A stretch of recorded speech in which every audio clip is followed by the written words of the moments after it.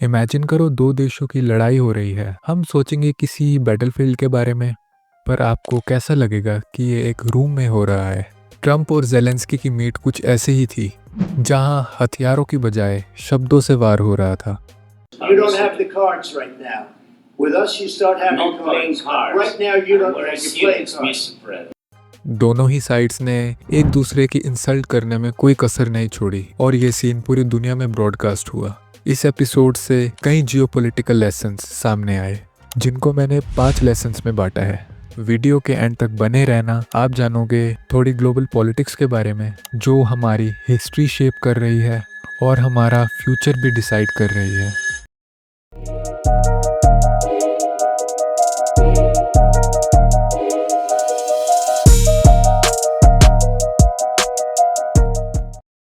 Lesson 1, power shapes diplomacy.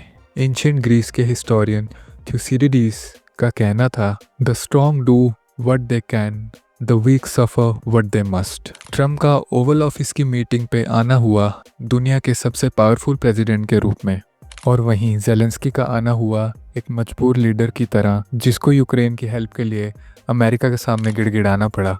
अगर हम थोड़ा पीछे चले, वर्ल्ड वॉर 1 में एलाइड पावर्स यूके और फ्रांस जीते थे, तब उन्होंने हारे हुए जर्मनी को 1919 में ट्रीटी ऑफ वर्साइल्स साइन करने के लिए मजबूर करा, जिसमें 3 मेन कंडीशंस थी। पहला, रेपरेशंस देना, यानी पैसा कंट्रीब्यूट करना और कंपनसेशन देना। दूसरा, मिलिट्री को रिस्ट्रिक्ट करना और अपनी जीती हुई टेरिटरीज को छोड़ना, जो जर्मनी के लिए बहुत एम्बैरेसिंग था क्योंकि वो कमज़ोर थे। डिप्लोमेसी को जस्टिस डिसाइड नहीं करता, पावर डिसाइड करती है।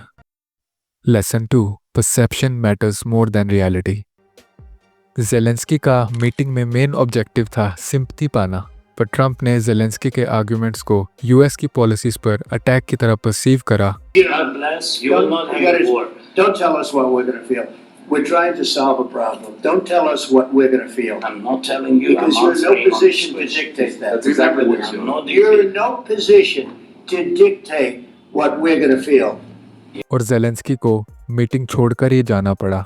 कभी कभी आपका परसेप्शन या नज़रिया ही एक नई रियलिटी बना देते हैं। 1960s में जब कोल्ड वॉर पीक पर थी, तब यूएस ने टर्की में अपने मिसाइल्स डिप्लॉय करे। इसी के रिस्पॉन्स में सोवियत यूनियन ने क्यूबा में मिसाइल्स भेजने शुरू कर दिए, पर यह मूव यूएस को एक एक्ट ऑफ एग्रेशन लगा और इस 1962 के क्यूबन मिसाइल क्राइसिस वाले इंसिडेंट से दुनिया न्यूक्लियर वॉर के सबसे करीब आ गई थी, सिर्फ यूएस की इस परसेप्शन की वजह से। इससे ये पता चलता है कि किसी भी मिसकम्युनिकेशन से एक बड़ी वॉर तक शुरू हो सकती है।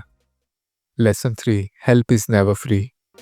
यूएस के फॉर्मर डिप्लोमेट हेनरी किसिंजर का कहना था, America has no permanent friends और एनिमीज, ओनली इंटरेस्ट। मीटिंग के बाद ट्रंप ने यूक्रेन को मिलिट्री और फाइनेंशियल एड को रोकने का डिसीजन लिया, जो एक कैलकुलेटेड मूव था यूक्रेन पर प्रेशर डालने के लिए, ताकि वो रशिया के साथ डील साइन करे। सुपर पावर्स पैसा या हथियार चैरिटी के लिए नहीं देते, इसके पीछे उनके स्ट्रेटेजिक इंटरेस्ट होते हैं। 1940s में यूरोप को सोवियत यूनियन के कम्युनिज्म के एक्सपेंशन का डर था। यूएस ने यूरोप के साथ मिलकर नेटो बनाया, जिसमें पैसे और हथियारों का मेन कंट्रीब्यूशन यूएस ही करता है। दूसरे वर्ड्स में कहूँ तो यूरोप ने अपनी सिक्योरिटी और डिफेंस की रिस्पॉन्सिबिलिटी अमेरिका पर ही छोड़ दी। फास्ट फॉरवर्ड टू 2025, ट्रंप ने यूरोप की कंट्रीज़ को वार्निंग दे दी कि अगर वो अपने डिफेंस का शेयर नहीं पे करेंगे तो अमेरिका उन्हें डिफेंड करना छोड़ देगा। ये तो छोड़ो, ट्रंप के कई सपोर्टर्स तो नेटो से बाहर आने की भी बात कर रहे हैं। अगर एक देश दूसरे देश पर डिपेंड करता है कैश या मिलिट्री के लिए, तो वो सही मायने में फ्री तो नहीं है, क्योंकि हेल्प हमेशा टर्म्स और कंडीशंस के साथ आती है। लेसन 4, स्मॉल कंट्रीज पे द प्राइस। हिस्ट्री हमें एक बात सिखाती है, किन्हीं भी दो सुपर पावर्स की लड़ाई होती है तो सबसे ज़्यादा लॉस छोटी कंट्रीज को ही बियर करना पड़ता है। नेटो की कंटिन्यूसली ईस्टवर्ड एक्सपेंशन के चलते यूक्रेन अपनी लोकेशन के कारण वेस्ट और रशिया के बीच में एक बफर स्टेट बन गया, और ज़्यादा टाइम नहीं लगा यूक्रेन को दोनों का बैटल ग्राउंड बनने में। ऐसे ही 1950s में वियतनाम के टूटने के बाद सोवियत यूनियन और चाइना ने नॉर्थ वियतनाम को अपना ग्राउंड बना लिया और यूएस ने राइवलरी कंटिन्यू करते हुए साउथ वियतनाम को सपोर्ट करना शुरू कर दिया, बस वही कम्युनिज्म की एक्सपेंशन रोकने के लिए। और इसका रिजल्ट आप गैस कर चुके होंगे, वियतनाम वॉर जो 20 सालों तक चली, जिसमें लाखों लोगों को अपनी जान गंवानी पड़ी और सुपर पावर्स का बाल भी बाका नहीं हुआ। इसके लिए एक अच्छी एनालॉजी भी है, जब दो हाथी लड़ते हैं तो घास को सबसे ज्यादा नुकसान होता है। कुछ साल पहले ये घास वियतनाम और कोरिया की थी, आज यूक्रेन की है और कल पता नहीं किसकी होगी। लेसन 5, सिंबल्स कैन मेक और ब्रेक रिलेशंस। हम शायद रियलाइज ना करें पर गिफ्ट्स और सिंबल्स एक पावरफुल मैसेज कैरी करते हैं। जेलेंस्की का मीटिंग में पहला प्लान था ट्रम्प को एक बॉक्सिंग चैंपियनशिप बेल्ट गिफ्ट करना जो यूक्रेन के ऑनर को सिंबलाइज करता है, पर कुछ ऐसा हुआ लास्ट मोमेंट पर जेलेंस्की ने ट्रम्प को वॉर से रिलेटेड ग्राफिक फोटोज दिखाई, जिसका ट्रम्प पर कुछ अच्छा इंप्रेशन नहीं पड़ा। 1931 में भी महात्मा गांधी ने चर्चिल को चरखे से बुना हुआ कपड़ा गिफ्ट करा था जो इंडिया के सेल्फ रिलायंस को इंडिकेट करता है। चर्चिल ने उसका मजाक उड़ाया और इग्नोर कर दिया और इसका इम्पैक्ट इंडिया की नेशनल मूवमेंट और स्ट्रॉन्ग हो गई। डिप्लोमेसी में एक कहावत है, symbol speaks louder than words.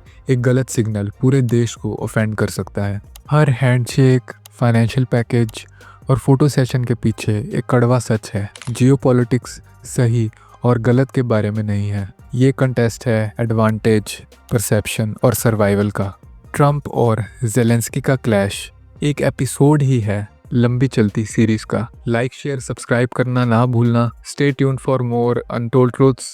Until next time.